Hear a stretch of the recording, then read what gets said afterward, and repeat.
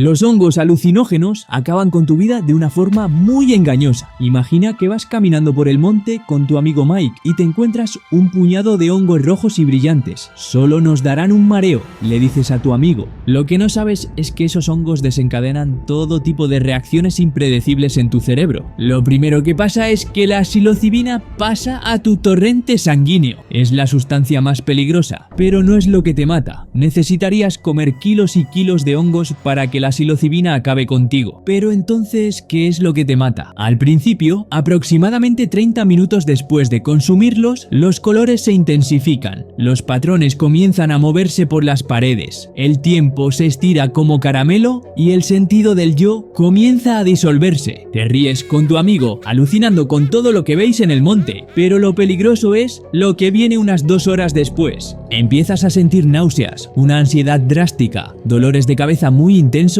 palpitaciones y sientes cosas tan desagradables que quieres que tu existencia termine ahí mismo. Sin embargo, tu amigo está completamente normal y es lo extraño. Estás teniendo un mal viaje y los efectos que sientes no son fisiológicos. Es tu cerebro entrando en pánico por todos los pensamientos catastróficos que te vienen a la cabeza. La vida pierde el sentido, no quieres que nadie te vea, incluido Mike, que es tu amigo de la infancia. Te sientes observado, juzgado, aunque no haya nadie más. Y entonces empiezas a correr. Tu amigo te persigue, pero tu pánico es tan extremo que consigues alejarte de él. Te diriges a tu casa para resguardarte. Esta es la historia real de un joven hispano de 21 años que regresó a su casa tras consumir una gran cantidad de hongos. Y lo que pasó a partir de aquí te va a helar la sangre. Poco después comenzó a experimentar un mal viaje y se comportó de manera errática al llegar a su casa. Su padrastro y su hermano intentaron sujetarlo para calmarlo, pero él logró liberarse, rompiendo en el proceso un jarrón de cristal. En su estado de locura, comenzó a frotarse contra los vidrios rotos en el suelo, causándose heridas graves en brazos y piernas. Su familia logró detenerlo antes de que se hiciera más daño, y lo sentaron frente a un escritorio. Sin embargo, de forma inesperada y horrorosa, tomó un lápiz que estaba sobre el escritorio, lo colocó en posición vertical y comenzó a golpearse la cabeza con la punta afilada. Cuando levantó la cabeza, se vio que se había clavado el lápiz repetidamente en ambos ojos. Intentó levantarse para hacer otra cosa, pero vomitó sobre sí mismo, dejando a su familia en estado de pánico absoluto. Los servicios de emergencia llegaron e intentaron salvar su vida, pero lamentablemente no lo lograron. Las muertes por hongos no provienen de la toxicidad directa del hongo, sino de la toxicidad conductual. Pánico, saltar por ventanas, caminar hacia el tráfico o hacerse daño durante un episodio psicótico. Los que consumen metanfetamina están jugando con fuego, porque tiene algo que la convierte en la droga más destructiva. Al principio te sientes en la cima del mundo, sientes que podrías correr una maratón, escribir un libro y resolver una ecuación imposible, todo al mismo tiempo. No tienes hambre, no tienes miedo y no tienes límites. Sientes que todo encaja, que estás en control absoluto, que nada puede detenerte. Pero hay un pequeño detalle que no estás viendo. Tu cuerpo está fallando en silencio. Cada célula está recibiendo órdenes contradictorias. Tu corazón late como si huyera de algo y tus pensamientos se vuelven tan veloces que ya no puedes distinguir si son reales o imaginados. Literalmente, tu cuerpo deja de sentirse tuyo. Esto es lo que ocurre bajo los efectos de la metanfetamina, un subidón que puede durar hasta 16 horas y que activa con violencia el sistema nervioso simpático.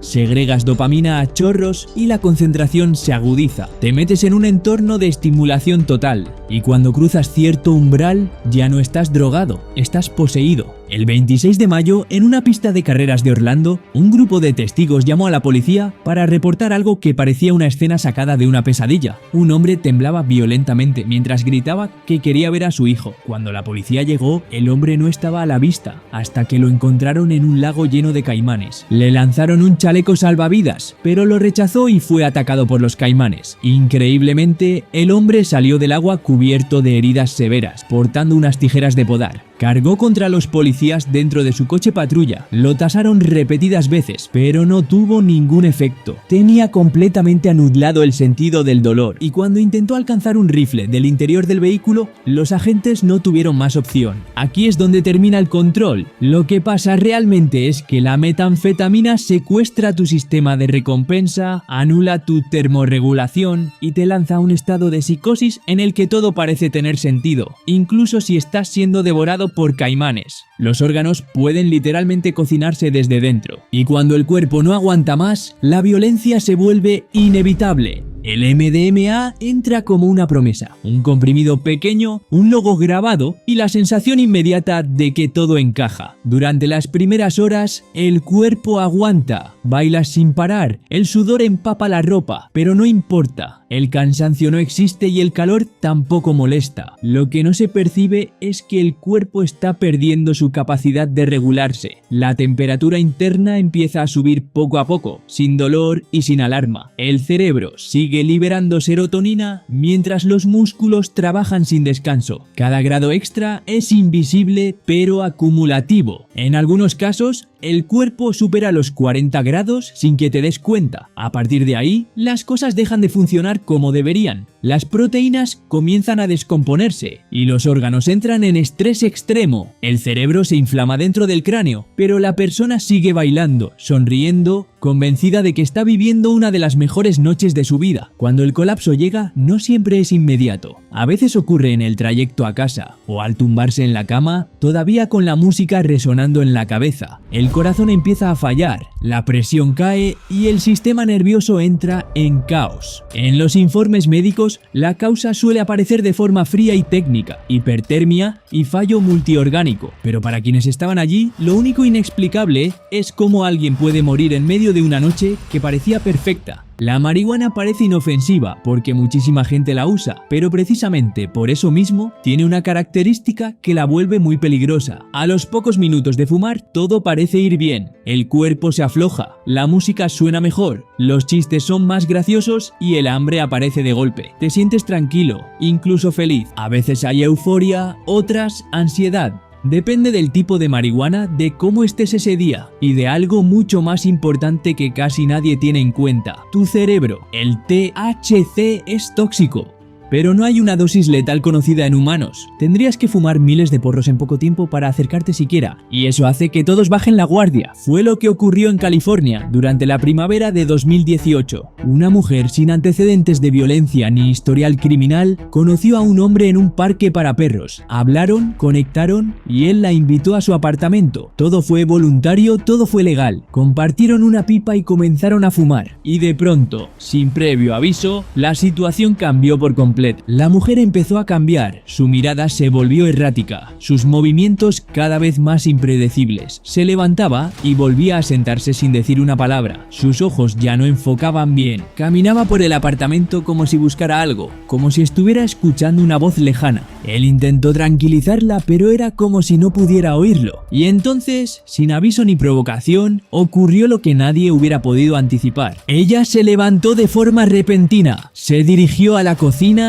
tomó 3 cuchillos y lo atacó. No hubo discusión, no hubo amenaza previa. Lo apuñaló 108 veces, cubriendo su cuerpo de heridas desde los pies hasta el rostro, que quedó prácticamente irreconocible. También mató a su perro, y mientras la policía llegaba, comenzó a apuñalarse a sí misma. Cuando los agentes entraron, ella seguía haciéndolo. La tasaron 4 veces, pero su cuerpo no respondió. Solo después de que un oficial le golpeara el brazo repetidamente con una porra, logró soltar el cuchillo. El hombre murió en el lugar y ella sobrevivió. Lo más desconcertante fue lo que vino después. El tribunal determinó que la mujer había sufrido un episodio de psicosis inducida por cannabis. No tenía tolerancia a la sustancia y su cerebro reaccionó de manera inesperada y extrema. Fue sentenciada únicamente a 2 años de libertad condicional y 100 horas de servicio comunitario. Para la familia de la víctima, especialmente su padre, fue una sentencia devastadora. La marihuana no colapsa órganos, no provoca paros respiratorios ni envenenamientos letales, pero en algunas personas, especialmente inexpertas, puede abrir una grieta mental por la que se cuelan el delirio, el pánico y la violencia irracional. Y lo hace sin que nadie lo vea venir.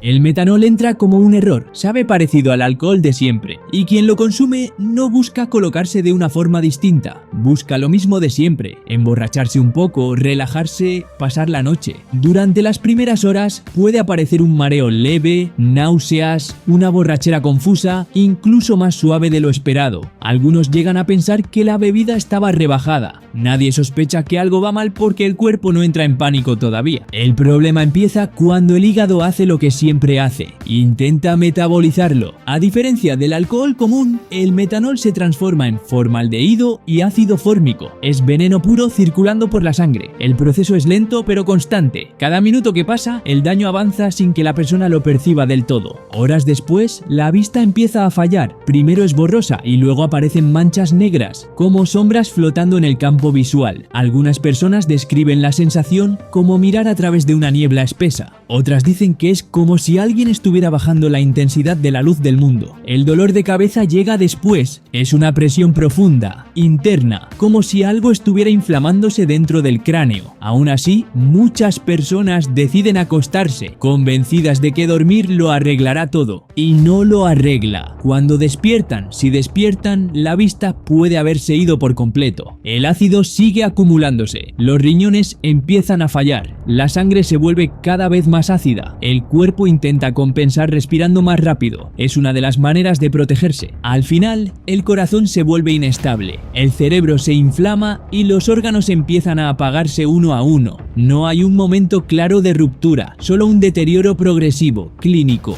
inevitable. En los casos más graves, la persona permanece consciente durante gran parte del proceso. Entiende que algo está mal, sabe que se está muriendo, pero ya no hay marcha atrás. El daño químico ha cruzado un punto del que el cuerpo no sabe volver. En los informes médicos no figura como una sobredosis, sino como intoxicación metabólica. Y todo empezó con algo que parecía tan inofensivo como una copa más. Los inhalantes tienen un efecto inmediato, demasiado rápido incluso para pensar. El mundo se vuelve blando, como si todo estuviera hecho de goma. Las risas llegan tarde, las palabras salen torcidas. Hay una sensación extraña en la cabeza, no desagradable, solo hueca. Estás en una habitación pequeña con 4 amigos inhalando con estos aerosoles. Uno de ellos se sienta en el suelo, dice que le zumba el oído, luego que ve luces y nadie se alarma. Esto siempre pasa, es parte del rollo y el bote vuelve a circular. Minutos después, el chico ya no habla. Está despierto pero con la mirada fija en un punto que no existe. Respira raro, superficial, como si se hubiera olvidado de cómo hacerlo del todo. Cuando alguien le toca el hombro, no reacciona. El tiempo se vuelve confuso. Alguien dice que hay que abrir más la ventana. Otro sugiere dejarlo dormir. El aerosol cae al suelo y rueda despacio hasta chocar con la pared. Cuando por fin llaman a emergencias, el chico sigue vivo. O eso parece. Los ojos abiertos y el cuerpo caliente. Pero algo ya no está funcionando bien. En el hospital dicen palabras largas. Daño neurológico, sustancia liposoluble, falta de oxígeno en el cerebro. Días después, sigue respirando. Semanas después, también. Pero no reconoce a nadie. No puede hablar, no puede caminar y a veces grita sin motivo. Otras veces se queda completamente quieto durante horas, mirando al vacío. Los médicos explican que no hay nada que reparar, que lo que se perdió para siempre. No figura como una muerte por drogas, figura como un superviviente. Alguien que salió de una habitación con vida pero sin la persona que era antes.